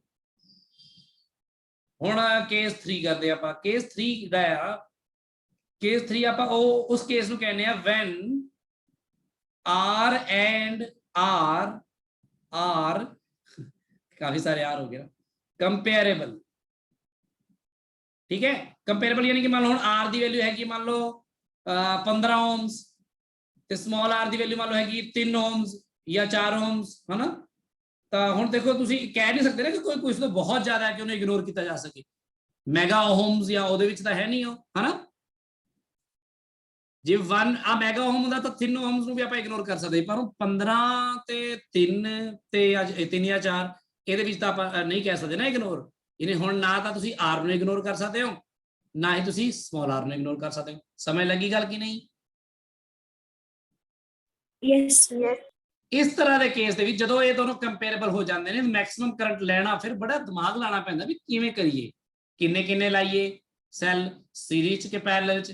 ਹੁਣ ਜਿਵੇਂ 18 ਸੈੱਲ ਹੋਣ, ਕੀ ਅਸੀਂ 2 ਸੈੱਲ ਲਗਾ ਕੇ ਇਸ ਤਰ੍ਹਾਂ ਦੇ 9 ਬਣਾ ਲਈਏ ਬ੍ਰਾਂਚਾਂ, ਜਾਂ ਫਿਰ ਆਪਾਂ 3 ਲਾ ਲਈਏ, ਹਨਾ। ਹੁਣ ਇਹ ਡਿਪੈਂਡ ਕਰੇ ਨਾ ਇਸ r ਤੇ ਇਸ r ਦੇ ਆਪਸ ਵਿੱਚ ਕਿੰਨਾ ਕੁ ਕੰਪੈਰੀਜ਼ਨ, ਫਰਕ ਕਿੰਨਾ ਦੋਨਾਂ 'ਚ। 3 ਲਾਵਾਂਗੇ ਤਾਂ ਇਸ ਤਰ੍ਹਾਂ ਦੀ 6 ਬ੍ਰਾਂਚ ਬਣ ਜਾਣਗੀਆਂ, 6 ਲਾਵਾਂਗੇ ਤਾਂ ਇੱਧਰ 6 6 6 ਲਾ ਦੋ ਤਾਂ 3 ਹੀ ਬਣਨਗੀਆਂ। ਇਸ ਤਰ੍ਹਾਂ ਇੱਕ ਕੁਝ ਵੀ ਹੋ ਸਕਦਾ ਨਾ ਮਿਕਸਡ ਗਰੁੱਪਿੰਗ ਆਫ ਸੈਲਸ ਦੇ ਵਿੱਚ, ਇਹਨੂੰ ਕਹਿੰਦੇ ਮਿਕਸਡ ਗਰੁੱਪਿੰਗ ਆਫ ਸੈਲਸ। ਹੁਣ ਆਪਾਂ ਇਹਨੂੰ ਜੋ ਕਹਿੰਦੇ ਆ ਕੇਸ ਥਰਡ ਨੂੰ, ਇਹਨੂੰ ਕਹਿੰਦੇ ਆ mixed grouping of cells. Mixed grouping of cells ਮਤਲਬ ਕਿ ਸੈਲਸ ਨੂੰ ਸੀਰੀਜ਼ ਵਿੱਚ ਪੈਰਲਲ ਵਿੱਚ ਲਗਾਇਆ ਹੋਇਆ, ਆਪਾਂ ਕੁਝ ਸੀਰੀਜ਼ ਲਗਾਤੇ ਫਿਰ ਉਸੇ ਤਰ੍ਹਾਂ ਪੈਰਲਲ ਲਗਾਇਆ, ਪਰ ਆਪਾਂ ਇੱਕ ਬਹੁਤ ਪੈਟਰਨ ਫੋਲੋ ਕਰਾਂਗੇ, ਇਸ ਲਈ ਅਸੀਂ 19 ਸੈਲ ਨਹੀਂ ਲਵਾਂਗੇ, ਠੀਕ ਆ। 19 ਸੈਲ ਲੈ ਲਏ ਤਾਂ ਫਿਰ ਐ ਪਤਾ ਲੱਗਣਾ ਨਾ, ਆਪਾਂ ਕੋਈ ਕੰਪੋਜ਼ਿਟ ਨੰਬਰ ਲੈ ਕੇ ਇਸ ਗੱਲ ਨੂੰ ਸਮਝਣ ਦੀ ਕੋਸ਼ਿਸ਼ ਕਰਾਂਗੇ ਫਿਲਹਾਲ। ਸੋ ਆਪਣੇ ਕੋਲ ਐ ਕਰਦੇ ਮੰਨ ਲੈਂਦੇ ਆ ਲੈਟ ਨੰਬਰ ਆਫ ਸੈਲਸ ਜੋ ਹੈਗੇ ਨੇ ਆਪਣੇ ਕੋਲ ਉਹ ਹੈਗੇ ਨੇ ਟੋਟਲ mn, ਆ ਜ਼ਿਆਦਾ ਵਧੀਆ ਰਹੂਗਾ। ਆਪਾਂ ਉਹ ਨੰਬਰ ਹੀ ਜਿਹੜੇ ਨੰਬਰ ਆਫ ਸੈਲਸ ਆ ਉਹਨੂੰ ਹੀ mn ਲੈ ਲਿਆ, ਜਿਹੜਾ ਕਿ ਹੈਗਾ ਟੋਟਲ ਕੈਪੀਟਲ N। 18 ਦਾ ਹੁਣ mn ਲੈ ਲਿਆ, ਹੁਣ ਪਤਾ ਨਹੀਂ ਉਹ m ਦੀ ਵੈਲਿਊ 6 ਤੇ n ਦੀ ਵੈਲਿਊ 3 ਹੋ ਸਕਦੀ ਹੈ, ਜਾਂ m ਦੀ ਵੈਲਿਊ 3 ਤੇ ਉਹਦੀ 6 ਹੋ ਸਕਦੀ ਹੈ, ਉਹਦੀ 2 ਤੇ ਉਹਦੀ 9 ਹੋ ਸਕਦੀ ਹੈ, ਉਹਦੀ 9 ਤੇ ਉਹਦੀ 2 ਹੋ ਸਕਦੀ ਹੈ, ਕੁਝ ਵੀ ਹੋ ਸਕਦਾ। ਸੋ ਨੰਬਰ ਆਫ ਸੈਲਸ ਇੰਨੇ ਨੇ। ਤੇ ਹੁਣ ਜਿਵੇਂ ਪਿੱਛੇ ਤੁਸੀਂ ਕੀ ਕੀਤਾ, ਸੀਰੀਜ਼ ਵਿੱਚ n ਸੈਲ ਲਗਾਏ ਸੀ ਨਾ, ਇੱਥੇ ਮੰਨ ਲਓ ਵੀ n ਸੈਲ ਲਗਾਏ ਹੋਏ ਨੇ ਇਸ ਤਰ੍ਹਾਂ ਐ ਕਰਕੇ, ਐ ਕਰਦੇ ਕਰਦੇ ਸੀਰੀਜ਼ ਚ n ਸੈਲਸ ਲਗਾਏ ਸੀ, ਜਿਵੇਂ ਪਹਿਲਾਂ ਵਾਲੇ ਪਹਿਲੇ ਕੇਸ ਚ। ਆ ਟੋਟਲ ਸੈਲ ਜਿਹੜੇ ਨੇ ਇਹ ਕਿੰਨੇ ਨੇ, ਮੰਨ ਲਓ n ਸੈਲਸ, ਠੀਕ ਹੈ। ਇਸੇ ਤਰ੍ਹਾਂ ਦਾ ਫਿਰ ਇੱਕ ਇੱਥੇ ਲਗਾਓ, ਆ ਵੀ n ਸੈਲਸ, ਇਸ ਤਰ੍ਹਾਂ n ਸੈਲਸ। ਇਸ ਤਰ੍ਹਾਂ ਹੀ ਐ ਕਰਦੇ ਕਰਦੇ ਕਰਦੇ ਕਰਦੇ ਇੱਥੇ ਇੱਕ ਹੋਰ ਐ ਕਰਦੇ ਕਰਦੇ ਕਿੰਨੀਆਂ ਆਪਾਂ ਲੈ ਲਈਏ ਬ੍ਰਾਂਚਿਸ, M ਹੈ ਨਾ।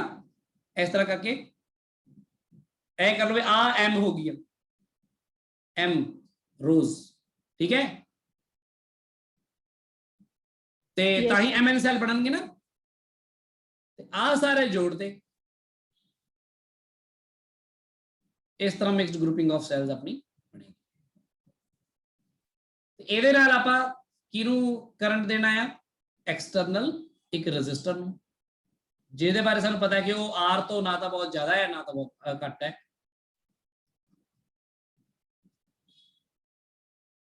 ਕੁਐਸਚਨ ਪਤਾ ਲੱਗ ਗਿਆ ਸਭ ਨੂੰ ਕਿ ਨਹੀਂ?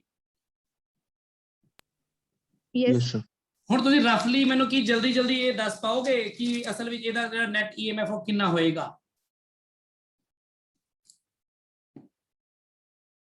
ਸਭ ਤੋਂ ਉੱਪਰਲੀ ਬ੍ਰਾਂਚ ਦਾ, ਪਹਿਲੀ ਬ੍ਰਾਂਚ ਦਾ ਕਿੰਨਾ ਹੋ ਜਾਏਗਾ ਦੱਸੋ? n ਹੀ ਹੋ ਜਾਏਗਾ।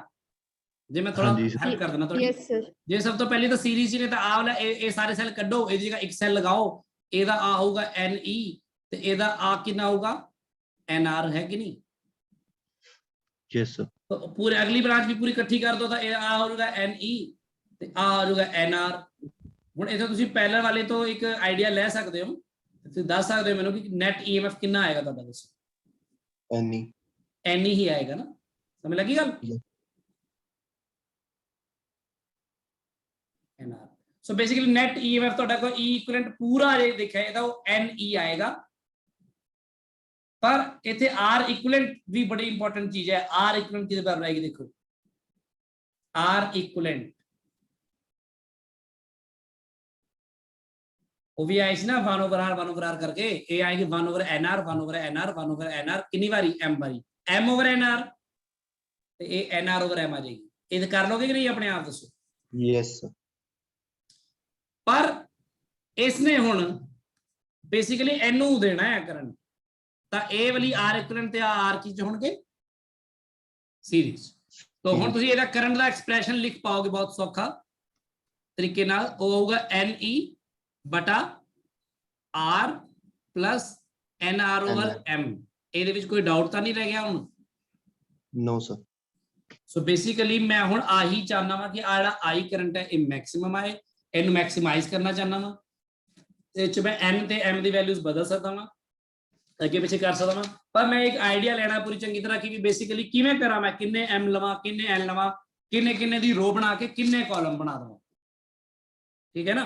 ਜਿਵੇਂ ਫॉर ਐਗਜ਼ਾਮਪਲ 36 ਹੋਣ ਤੇ 36 ਵਿੱਚੋਂ ਮੈਂ M ਦੀ ਵੈਲਿਊ 3 ਲੈ ਸਕਦਾ ਤੇ N ਦੀ ਵੈਲਿਊ 12 ਵੀ ਲੈ ਸਕਦਾ, 3 ਦੇ ਬਣਾ ਕੇ ਸੀਰੀਜ਼ ਬਾਅਦ ਚ ਉਹ ਕਰਾਂ, ਜਾਂ ਫਿਰ 12 ਕਰਕੇ 3 ਕਰਾਂ, ਜਾਂ ਫਿਰ ਮੈਂ 9 ਕਰਾਂ ਤੇ 4 ਕਰਾਂ, ਜਾਂ 6 ਤੇ 6 ਕਰਾਂ, ਕੁਝ ਵੀ ਹੋ ਸਕਦਾ ਨਾ।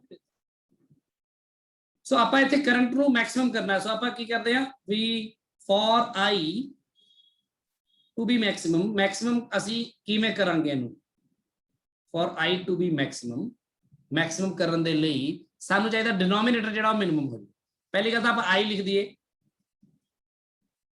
दोबारा, ए एम एलसीएम ले लो भी, ये ऊपर चल जाएगा M N E over M R plus N R. इतने एक बड़ी ट्रिक जी लगती है, तो याद रखनी पैनी है, फाइनल एग्जाम भी आ सकता है तो स्कूल एग्जाम भी आ सकता है। That I is equal to M N E over M, इनू हुण किवें आपां मैक्सिमाइज करिए, ना तो सानू सीरीज पहला कुछ समझ आ रहा ना पहला, क्योंकि सब मिक्स होया पिया वा, एम एम सैल्स नू या एन एन सैल्स नू सीरीज ला के असीं एम रोज बनाईए। इनू मैक्सिमम करने लिए आपां नू की चाहिए, देखो ये जो एम एन का कॉन्स्टेंट रहेगा कि नहीं दसो, चाहे मैं ए लगा देवां, चाहे मैं ए लगा देवां, चाहे मैं ए लगा देवां, चाहे मैं ए लगा देवां सैल्स नू, तुहाडा एम एन दी प्रोडक्ट दा कॉन्स्टेंट रहेगी कि नहीं दसो 36। Yes, sir. ते सैल दा ईएमएफ ई होता ई रहेगा, वो तो बदलना नहीं है ई, यानी न्यूमरेटर पूरा पूरा कांस्टेंट फिक्स हो गया ਤੁਹਾਡਾ कि नहीं। पर जे ਤੁਸੀਂ m ਤੇ n ਨੂੰ ਬਦਲਦੇ ਹੋ, ਫਰਕ ਸਿਰਫ ਨੀਚੇ ਵਾਲੀ ਦੋ ਟਰਮ ਦੇ ਪੈਂਦਾ, ਕਿਉਂਕਿ m ਨੂੰ ਤੁਸੀਂ ਕੈਪੀਟਲ r ਨਾਲ ਲਾਓਗੇ ਜਾਂ n ਨੂੰ ਤੁਸੀਂ ਕੈਪੀਟਲ r ਜਾਂ ਸਮਾਲ r ਨਾਲ ਲਾਓਗੇ, ਹੈ ਨਾ। ਕਿਉਂਕਿ ਜੇ m ਤੇ n ਆਪਣੀ ਜਗ੍ਹਾ ਬਦਲਦੇ ਨੇ, ਜਿਵੇਂ ਮੰਨ ਲਓ 12 ਤੇ 3 12 ਤੇ 3 ਕਰ ਦਈਏ ਤੇ ਇਹ ਮਤਲਬ ਇੱਥੇ 12 ਆਊਗਾ 15 ਓਮ ਦੇ ਨਾਲ, 3 ਆਊਗਾ 3 ਓਮ ਦੇ ਨਾਲ, ਜਿਵੇਂ ਪਿੱਛੇ ਐਗਜ਼ਾਮਪਲ ਲਈ ਸੀ। ਜੇ मैं 9 ਤੇ 4 ਕਰਦਾ ਤਾਂ 9 ਇੱਧਰ ਆਊਗਾ, ਫਿਰ 4 ਇੱਧਰ ਆਊਗਾ, ਉਹਦੇ ਨਾਲ ਫਿਰ ਇਹਨਾਂ ਦੇ ਓਵਰਆਲ ਅਸਰ ਪਾਊਗਾ ਨਾ ਡਿਨੋਮੀਨੇਟਰ ਤੇ। ਸੋ ਡਿਨੋਮੀਨੇਟਰ ਇਜ਼ ਵੇਰੀਏਬਲ ਨਾ, if you change m and n। Clear ਹੈ ਗੱਲ? Yes sir. Yes sir. So current maximum ਦਾ ਮਤਲਬ ਹੈ, ਕਰੰਟ ਜਿਹੜਾ ਹੈ ਉਹ ਮੈਕਸਿਮਮ ਤਾਂ ਹੀ ਹੋ ਸਕਦਾ ਹੈ ਹੁਣ ਅਗਰ ਜਿਹੜਾ ਡਿਨੋਮੀਨੇਟਰ ਹੈ ਇੱਥੇ ਜੋ ਵੀ ਟਰਮ ਆ ਰਹੀ ਹੈ ਉਹ ਕੀ ਹੋ ਜਾਏ, मिनिमम। सो डिनोमीनेटर ਦੇ ਲਈ ਅਸੀਂ ਕੀ ਕਰਦੇ ਹਾਂ, ਇੱਕ ਟ੍ਰਿਕ ਲਗਾਉਂਦੇ ਆ। ਦੇਖੋ ਜਿਹੜਾ ਡਿਨੋਮੀਨੇਟਰ ਹੈ ਉਹ ਆਪਾਂ ਉਹਨੂੰ ਲਿਖ ਦਿੰਦੇ ਆ that is mr plus nr ਹੈ ਨਾ। ਆਪਾਂ ਇਹਨੂੰ ਜਾਣਬੁੱਝ ਕੇ ਕੀ ਲਿਖ ਦਿੰਦੇ ਆ, mr ਦੇ ਰੂਟ ਦਾ ਹੋਲ ਸਕੁਅਰ ਪਲਸ nr ਦੇ ਰੂਟ ਦਾ ਹੋਲ ਸਕੁਅਰ। ਕੋਈ ਪ੍ਰੋਬਲਮ ਤਾਂ ਨਹੀਂ ਇਸ ਦੇ ਵਿੱਚ? ਦੇਖੋ ਸਭ ਠੀਕ ਹੈ। No, sir. ਫਿਰ ਆਪਾਂ ਕਰਦੇ ਆ mr ਦੇ ਰੂਟ ਦਾ ਹੋਲ ਸਕੁਅਰ प्लस nr ਦੇ ਰੂਟ ਦਾ ਹੋਲ ਸਕੁਅਰ। ਫਿਰ ਆਪਾਂ ਇੱਥੇ ਕੀ ਕਰਦੇ ਆ, ਇਹਨੂੰ ਮਾਈਨਸ ਕਰਦੇ ਆ 2 Times under route of mr under route of nr and small r plus 2 times under root of mr under root of nr। ਤਾਂ ਵੀ ਕੋਈ ਫਰਕ ਨਹੀਂ ਪੈਣਾ, ਪਲੱਸ ਮਾਈਨਸ ਹੀ ਕੀਤਾ ਦੋ ਟਰਮ ਨੂੰ। ਹਾਂਜੀ ਸਰ। ਇਹ ਬਣ ਰਿਹਾ root of mr minus root of nr ਦਾ ਹੋਲ ਸਕੁਅਰ ਬਣ ਗਿਆ, ਇਹ ਇਹਨਾਂ ਤਿੰਨਾਂ ਟਰਮਸ ਨੂੰ ਮਿਲਾ ਕੇ ਬਣ ਗਿਆ। ਦੇਖੋ ਬਣਿਆ ਕਿ ਨਹੀਂ? Yes sir. Plus 2 times under root ਦੇ ਅੰਦਰ ਹੀ ਕਰ ਦੋ, ਇਕੱਠਾ ਕਰ ਦੋ, ਕੋਈ ਚੱਕਰ ਨਹੀਂ, mn rr। ਹੁਣ ਆ ਜਿਹੜਾ ਮਿਨੀਮਮ ਤਾਂ ਹੀ ਹੋ ਸਕਦਾ ਕਿ ਜੇ ਆ ਵਾਲੀ ਟਰਮ ਜਿਹੜੀ ਆ ਸਕੁਅਰ ਵਾਲੀ ਟਰਮ ਹੈ ਨਾ, ਇਹਦੀ ਮਿਨੀਮਮ ਵੈਲਿਊ 0 ਹੋ ਸਕਦੀ ਹੈ, ਉਹ ਵਿੱਚ ਮਾਈਨਸ ਸਾਈਨ ਜਾਣਬੁੱਝ ਕੇ ਲੈ ਕੇ ਆਇਆ। ਯਾਨੀ ਆ ਟਰਮ ਮਿਨੀਮਮ ਤਾਂ ਹੀ ਹੋ ਸਕਦੀ ਹੈ ਅਗਰ ਆ ਚੀਜ਼, ਇਹਦੀ ਮਿਨੀਮਮ ਵੈਲਿਊ ਕਿੰਨੀ ਹੋ ਸਕਦੀ? 0 ਹੋ ਸਕਦੀ ਨਾ, m ਵੱਖਰਾ ਤੇ n ਵੱਖਰਾ ਬਣ ਕੇ। ਦੇਖੋ yes sir. this can shrink to 0 कि नहीं? Yes sir. अगर आ 0 हो जाए तो अच्छा ਹੁਣ मैं कह सकता कि ਇਹਦਾ मतलब therefore करंट मैक्सिमम ਤਾਂ ਹੋਏਗਾ ਜੇ ਆ ਮਿਨੀਮਮ ਹੋਏਗਾ। ਆ ਮਿਨੀਮਮ ਤਾਂ ਹੋਏਗਾ ਅਗਰ mr ਦਾ ਰੂਟ mr ਦਾ ਰੂਟ माइनस nr ਦਾ ਰੂਟ ਜੋ ਹੈ ਆ ਟਰਮ ਕੀ ਹੋ ਜਾਏਗੀ 0, है ना। ਇਹਦਾ मतलब कि mr बराबर हो जाएगा nr। क्लियर? हाँ जी। ਇਹਦਾ मतलब कैपिटल R किसके बराबर रहेगा? nr by m ਦੇ। क्लियर? Yes, जी। sir. ਇਸ ਤਰ੍ਹਾਂ ਅਸੀਂ ਇਸ ਗੱਲ ਤੇ ਪਹੁੰਚੇ ਕਿ ਆਪਾਂ ਇਸ ਤਰ੍ਹਾਂ ਅਰੇਂਜ ਕਰਾਂਗੇ ਉਹਨਾਂ ਨੂੰ ਕਿ ਜਿਹੜੀ ਉਹਨਾਂ ਦੀ, ਅੱਛਾ ਆ nr by m ਸੁਣੀ ਹੋਈ ਨਹੀਂ ਲੱਗ ਰਹੀ? ਆ ਦੇਖੋ nr by m ਕਿੱਥੇ ਸੀ, ਆ ਦੇਖੋ ਆ ਕੀ ਸੀ? R equivalent. ਹਾਂ ਇਹ ਤਾਂ R equivalent ਸੀ। मतलब कि ਸਾਰੇ ਸੈਲਸ ਨੂੰ ਉਹ ਕਹਿ ਰਹੇ ਨੇ ਵੀ ਤੁਸੀਂ ਐਦਾਂ ਜੋੜੋ, ਸਾਰੇ ਸੈਲਸ ਨੂੰ ਐਦਾਂ ਜੋੜੋ ਕਿ ਉਹਨਾਂ ਦੀ ਜਿਹੜੀ ਇੰਟਰਨਲ ਰੈਜ਼ਿਸਟੈਂਸ ਦਾ ਇਕੁਇਵਲੈਂਟ ਬਣੇ, ਉਹ ਐਕਸਟਰਨਲ ਦੇ ਲਗਭਗ ਬਿਲਕੁਲ ਬਰਾਬਰ ਹੋ ਜਾਵੇ, ਤਾਂ ਕਰੰਟ ਦੀ ਵੈਲਿਊ ਮੈਕਸਿਮਮ ਮਿਲੂਗੀ। ਸਮਝ ਲੱਗੀ ਗੱਲ ਸਭ ਨੂੰ?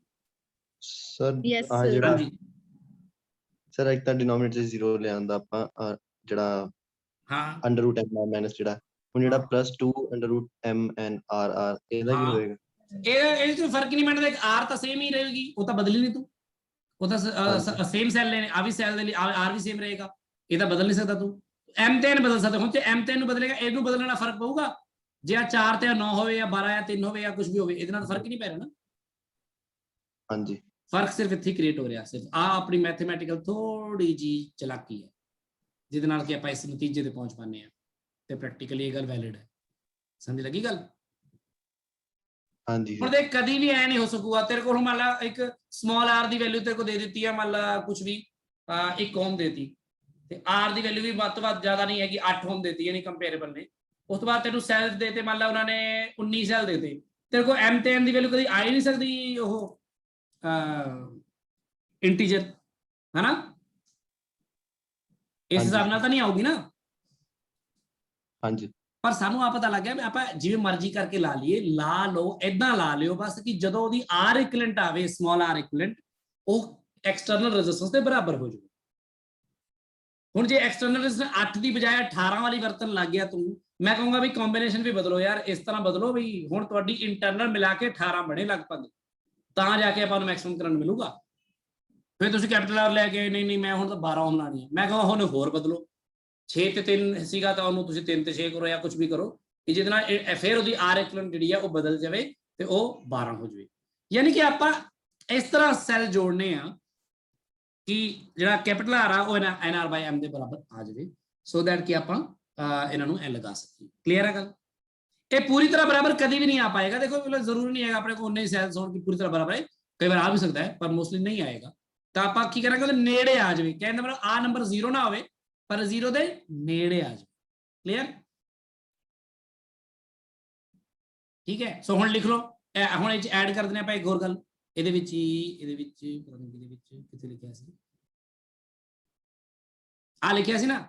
ਸੋ ਇਹਦਾ ਲੋ ਹੁਣ ਮੈਂ ਕਹਿ ਦਿਓ ਕਿ ਜੇ r ਜਿਹੜਾ ਆ ਉਹ ਕੰਪੇरेबल ਹੈ ਹਨਾ ਵਿਦ r, ਤਾਂ ਇਸ ਕੇਸ ਆਪਾਂ ਕੀ ਕਰਾਂਗੇ, ਮਿਕਸਡ ਗਰੁੱਪਿੰਗ ਕਰਾਂਗੇ ਹਨਾ, ਸੱਚ ਦੈਟ ਕਿਵੇਂ ਕਰਾਂਗੇ ਕਿ ਜਿਹੜਾ r ਹੈ ਉਹ ਕਿਹਦੇ ਬਰਾਬਰ ਆ ਜਾਏ, R equivalent. r equivalent, very good, r equivalent ਦੇ ਬਰਾਬਰ ਹੈ। ਠੀਕ ਹੈ, ਸੋ ਵੈਨ ਨੈਟ ਹੁਣ ਕੁਝ ਲਿਖ ਲਓ ਸਾਰੇ ਜਿਹੜੇ, ਹੁਣ ਆਪਣੀ ਕਾਪੀਆਂ ਤੇ ਇੱਕ ਲਾਈਨ ਲਿਖ ਲਓ ਇਸ ਤੋਂ ਬਾਅਦ ਲਿਖ ਲਓ, ਦੇਖੋ therefore when net external resistance, therefore when net external resistance is equal to net internal resistance, net कहता क्योंकि मेरा बाहर एक्सटर्नल भी तो बहुत सारी हो सकती है, मैं कल आर दिखा देना ਤੁਹਾਨੂੰ ਬਾਹਰ ਪਤਾ ਨਹੀਂ ਕਿੰਨੀਆਂ ਲੱਗੀਆਂ ਹੋਣ। net internal resistance overall ਆਪਾਂ ਗੱਲ ਕਰ ਰਹੇ ਹਾਂ of combination of cells, then current is maximum, current is maximum in external circuit.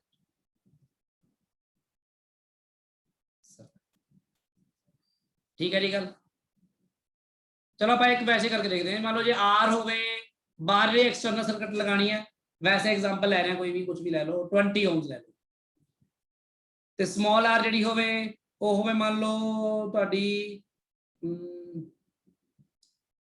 1 ओम ले लो, फिर भी ये इग्नोरेबल नहीं ना हैगी, है ना गुरांश?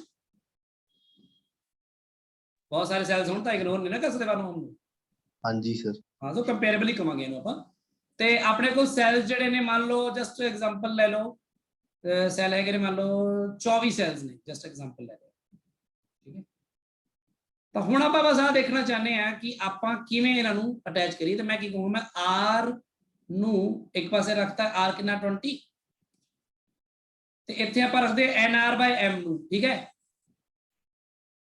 nr/m। अच्छा एक सेकंड होल्ड करो, भी मेरे ना गेट पे कोई आया करे, कोई है नहीं का, एक सेकंड होल्ड करो।